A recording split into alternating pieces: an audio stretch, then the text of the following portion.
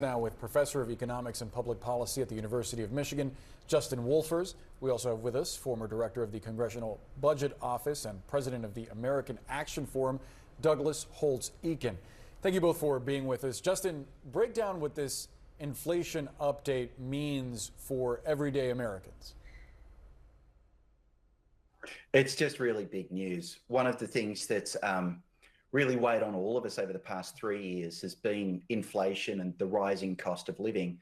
And inflation's now been falling for 2 years. But most importantly, what we've seen this morning is the inflation crisis is now behind us. Before the pandemic, inflation was 2-point-something%. Right now, it's 2-point-something%. And it's continuing to fall. So I think one of the things that's weighed so heavily on so many of us, I know that the White House is not going to put up the mission accomplished banner, but it really does look like the inflation threat is behind us. And Doug, of course, we're waiting to get more details specifically from Vice President Kamala Harris, but also from the former president as well on their plans for the economy.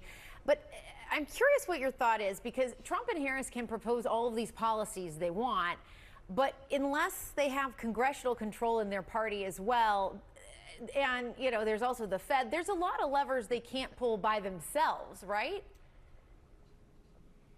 Yeah, there's no question about that. So campaigns are full of promises, some of which aren't particularly realistic, and voters have to sift through that. I think the place where they differ, and the hard thing for Vice President Harris will be that, you know, she inherits the 43-month record of the Biden administration, where inflation over those 43 months has averaged 5.4%, and wages haven't grown that fast. And so people have been at work, and they've been falling further behind while they worked, and they're mad about it. And voters typically make up their mind about 6 months out from an election. We're in that window. And so she has a very difficult job. I mean, she has to somehow pivot away from that record. It's not popular. It's been polling underwater for a long time. She can't go back to 2019 and the progressive agenda of that primary. So what does she do between now and Friday, and will they be convinced? That's the counter to the Trump proposals, which are not uniformly popular. I mean, people are skeptical of a 10% tariff. And so it's a really interesting moment in the campaign, but it's really biased against the Harris campaign because she owns the record, and the record's not a good one. Right, but what about this inflation data that is showing it cooling? Does that give her a little bit of a boost or no? I don't think so. I mean, it's true, and we should all be quite pleased. The inflation's taken a terrible toll on the U.S. economy. This gives the Fed some freedom to move, and I think that all of that's good news. But the reality is still that when you go to the grocery store and the groceries are $30 more than they were, at the beginning of 2021, you don't have the $30 to pay for it. And people know that, and they remember it, and that hurts that campaign. Justin, just want to give a shout out to your young visitor there. Always appreciate an interruption from a family member as we're doing one of these conversations. I am curious about some of the promises that candidates have made regarding taxes, promising tax cuts on the campaign trail, uniformly popular. Whoever wins the next election will have to deal with the expiring 2017 Trump tax cuts. That's going to impact people in a lot of ways, potentially cutting the child tax credit in half from $2,000 to $1,000. J.D. Vance, Trump's running mate, has said that he wants to expand that to $5,000. What kind of an impact would that have on the broader economy? Look, I think the broader context to remember is this time in 2016, when Trump was running for election, he said he was going to implement a fiscal agenda that would eliminate the government's debt within 4 years. That was his promise to us, that it would eliminate government debt.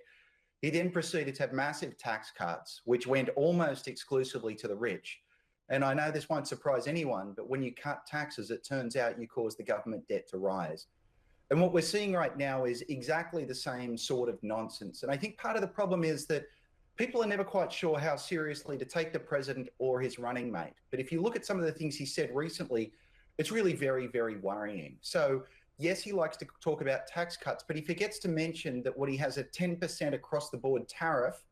Another word for tariff is tax hike. It'll be every imported good you buy will be 10% more expensive. And if it comes from China, it'll be up to 60% more expensive. That's a massive tax hike and the sort of thing that's really going to cause inflation to skyrocket. But Beyond that, the other day, he was just in a funny mood and he said, well, why don't we get rid of tax on Social Security? It turns out, if you're a retired person on Social Security, your tax bill's already zero. But if you're a retired person on Social Security who's also earning extra income, that is to say you're relatively wealthy and old, then you're paying tax. So really what he's just said is, I want to cut the taxes of the wealthiest seniors, but not most seniors.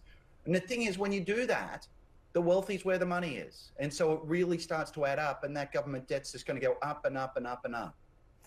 Doug, it's interesting to hear the Republican vice presidential nominee, J.D. Vance in this case, proposing an expansion of the child tax credit. I just want to go back to that for a second, because it was always a Democratic priority. They couldn't, it was in during COVID, and then it got reduced. They couldn't get it put back in.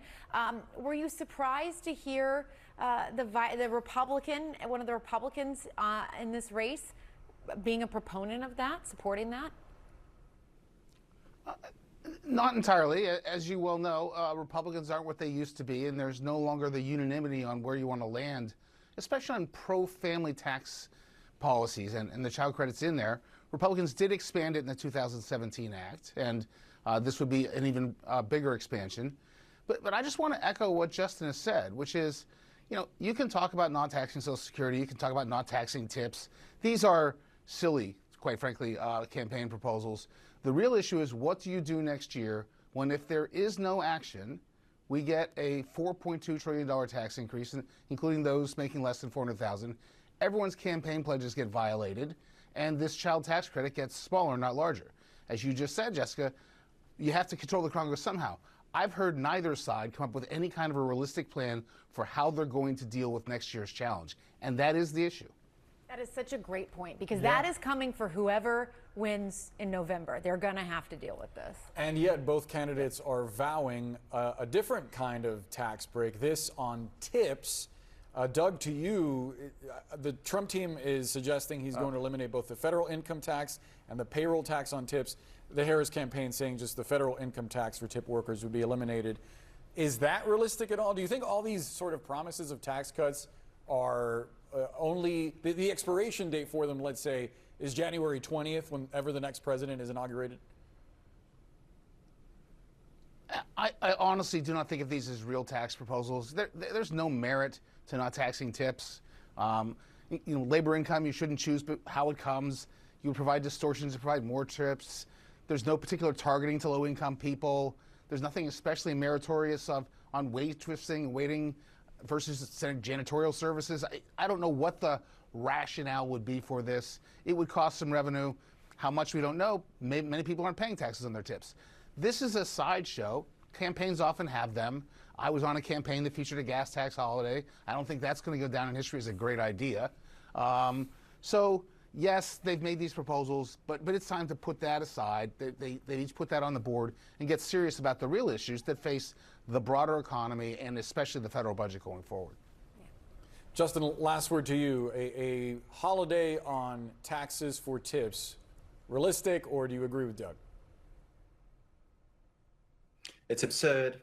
Doug's right. And it comes out of a circus. And I think that's the thing to worry the most about.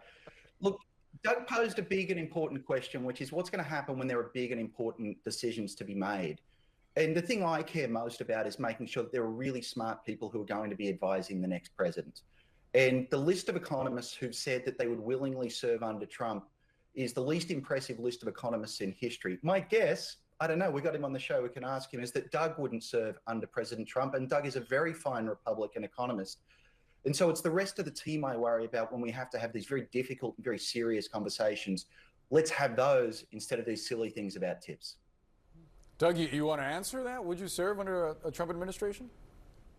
I'm not planning to go into the government. I'll be honest about that. I've also point out that I've served in 2 White Houses and in the Congress, and I'm not convinced I was the deciding factor in any of those moments, Justin, honestly.